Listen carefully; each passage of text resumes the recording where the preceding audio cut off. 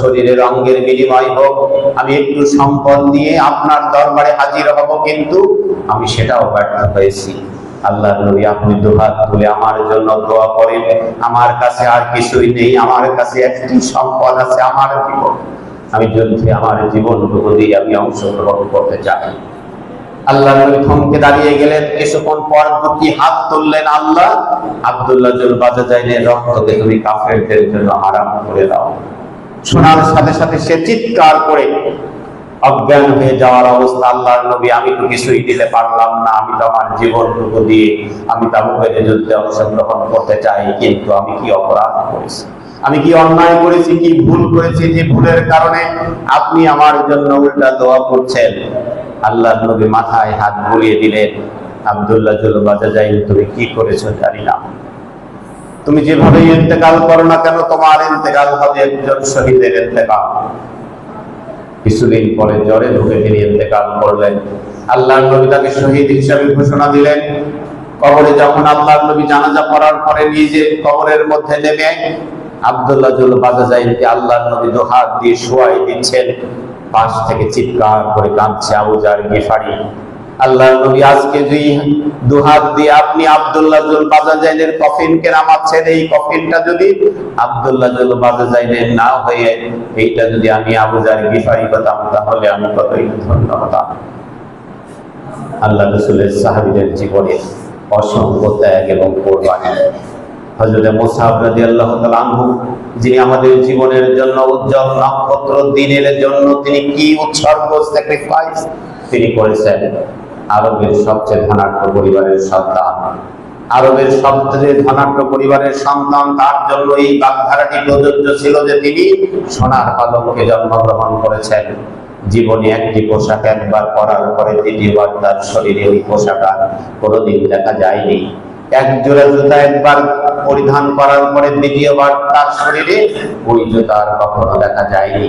এমন ধনাঢ্য পরিবারের সন্তান কোরআনের প্রেমে যখন সিক্ত হয়েছেন, আন্দীনের পথে যখন তিনি সিক্ত হয়েছেন, চাচার ঘরে লালিত পালিত চাচা চাবুক নিয়ে এসে মুসআবকে বলছে, তুই যদি ইসলাম থেকে দূরে সরে না আসিস, দেখতে পরিণতি কি। শরীরের পোশাক খুলে দিয়ে চাবুক দিয়ে যখন চামড়ার উপরে সোপাং সোপাং করে প্রহার করা হয়েছে, প্রহারের যাতনায় যখন শরীর দিয়ে ফিনকি দিয়ে রক্ত ঝরছে, রক্তাক্ত অবস্থায় মা ঘর থেকে বেরিয়ে আসছে। মুসআব মনে করেছিল মা তাকে সহযোগিতা করবে।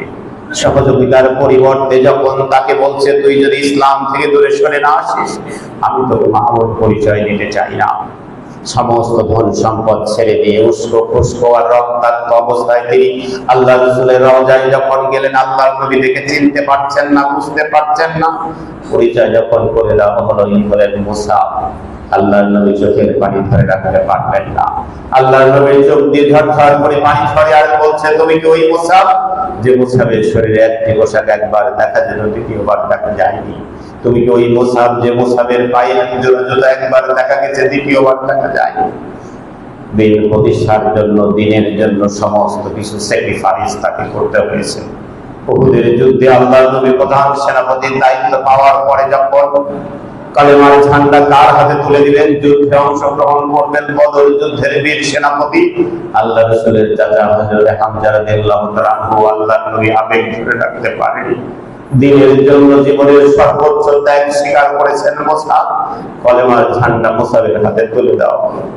কলেমার পতাকা নিয়ে মুসআব সামনে এগিয়ে যায়। প্রধান সেনাপতি আল্লাহর নবী যুদ্ধে অংশগ্রহণ করছেন। হামজা রাদিয়াল্লাহু তাআলা আনহু যুদ্ধে ক্ষত বিক্ষত অবস্থায় হামজা রাদিয়াল্লাহু তাআলা আনহু শাহাদাত বরণ করলেন। যাকে চিরে চৌচির করে কলিজা বের করে চিবানো হয়েছে, ক্ষত বিক্ষত অবস্থায় মুসআব সেখানে পড়ে আছে। আল্লাহর নবী লোহার হেলমেট পরিহিত অবস্থায় প্রধান সেনাপতির দায়িত্ব পালন করতে গিয়ে পাথরের আঘাতে, বাতিলের পাথরের আঘাতে আল্লাহর নবীর লোহার হেলমেট দ্বিখণ্ডিত হয়ে স্প্রিং গুলো মাথার ভিতরে ঢুকেছে। দাঁতের উপরে পাথরের আঘাতে দুইটি দাঁত ভেঙে গেছে। আল্লাহর নবী যখন অসুস্থ হয়ে পড়লেন, সুস্থ হওয়ার পরে যখন তিনি কফিন ঘুরে ঘুরে দেখছেন, কফিন ঘুরে ঘুরে দেখার এক পর্যায়ে যখন তিনি হযরত হামজা রাদিয়াল্লাহু তাআলা আনহুর কফিনের পাশে গিয়ে দাঁড়ালেন, সেদিন আল্লাহর নবী ধৈর্য ধারণ করতে পারেননি। আল্লাহর নবীর চোখ দিয়ে পানি ঝরছে আর মুখে বার্তা, আল্লাহ আমি মেনে নিতে পারি না আমার মাথার উপরে দিন প্রতিষ্ঠার জন্য আমার চাচা যেভাবে বট গাছের মতো আমার অভিভাবক হিসেবে ছায়া দিয়েছে, আজকে সেই চাচার সামনে দাঁড়িয়ে আমি চাচার দুটি হাত দেখতে পাচ্ছি না, আমি চাচার দুটি পা দেখতে পাচ্ছি না, যাকে চিরে চৌচির করে কলিজা বের করে চিবানো হয়েছে। আল্লাহ আমি মেনে নিতে পারি না, তুমি অনুমতি দাও, আমাকে অনুমতি দাও। কাফেরদের মাঝ থেকে আমি 70 জনকে বাছাই করে আমার চাচাকে তারা যেভাবে শহীদ করেছে তাদেরকে হত্যা করে আমি আমার চাচার শাহাদাতের প্রতিশোধ আমি নিতে চাই।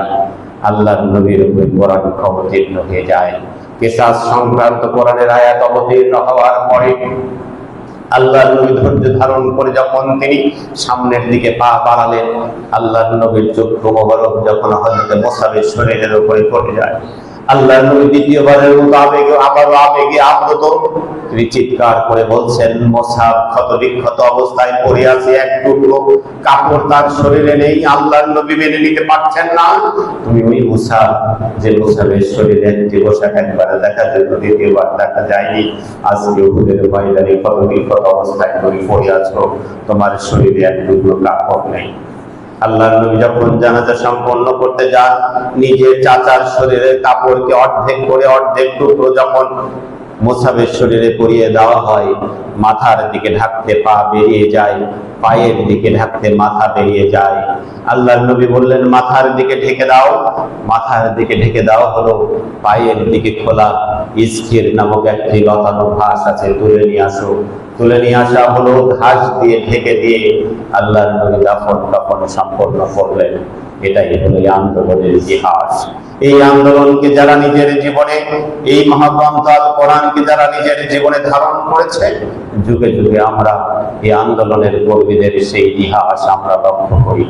আমি যদি আলোচনা করতে যাই, মিশরের সেই শহীদ হাসান আল বান্না, সাইয়েদ কুতুব, হামিদা কুতুব, আমিনা কুতুব, নাফিসা কুতুব সহ কুতুব পরিবারের সদস্যদের দৃশ্য বর্ণনা করতে গেলে দিনের পর দিন আলোচনা করা যায়।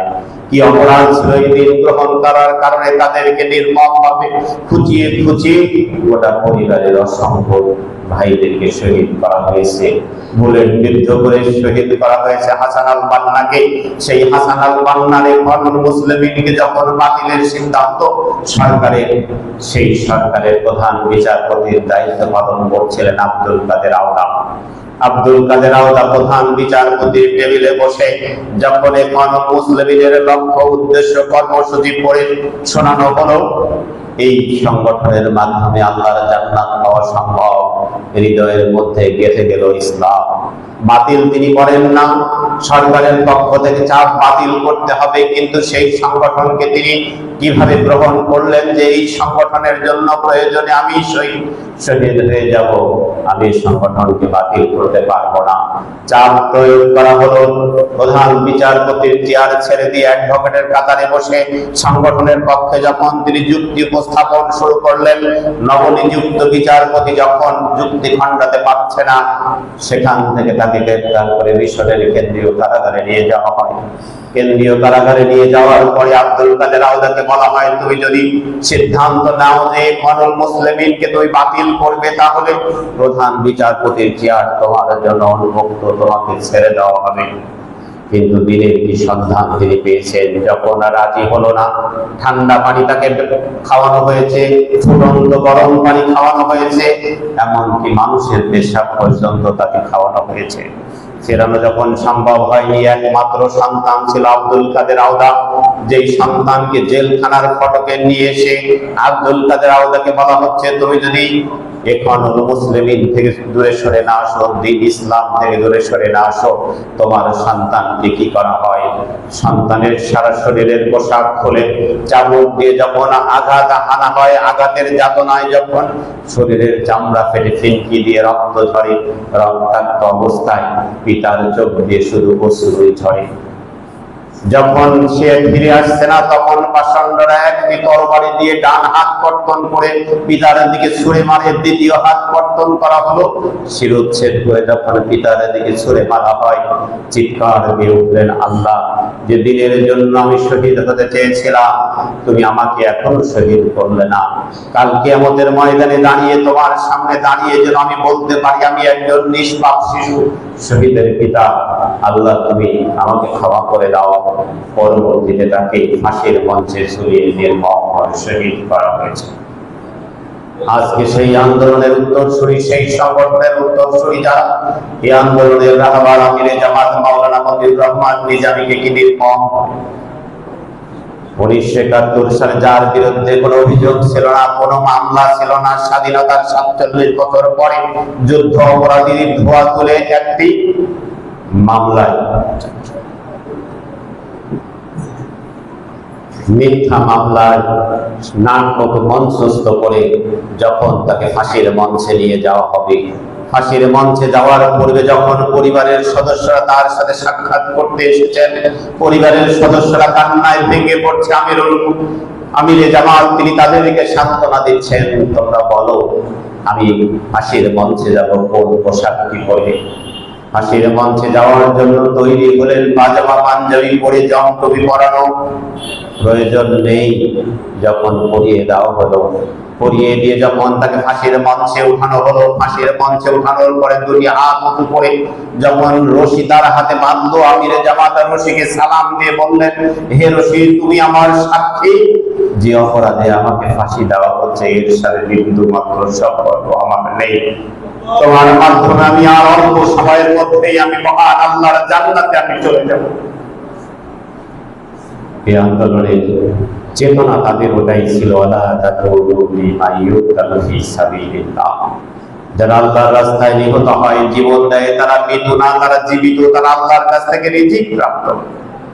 সেই আন্দোলনের উত্তরসূরি ইসলামী ছাত্র শিবিরের রাজশাহী মহানগরীর 3 বারের সভাপতি আমি ছিলাম, কেন্দ্রের কার্যকরী পরিষদের সদস্য।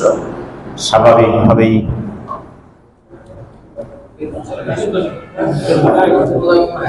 জটিল শোনানো যাবে না, আপনার ব্যাটারি রাখেন না কেন? ব্যাকআপ রাখতে হবে না? ব্যাকআপ ছাড়া কি সম্ভব?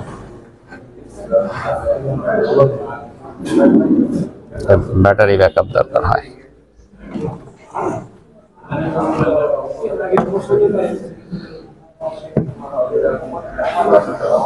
থাক ওখানে আছে, থাক।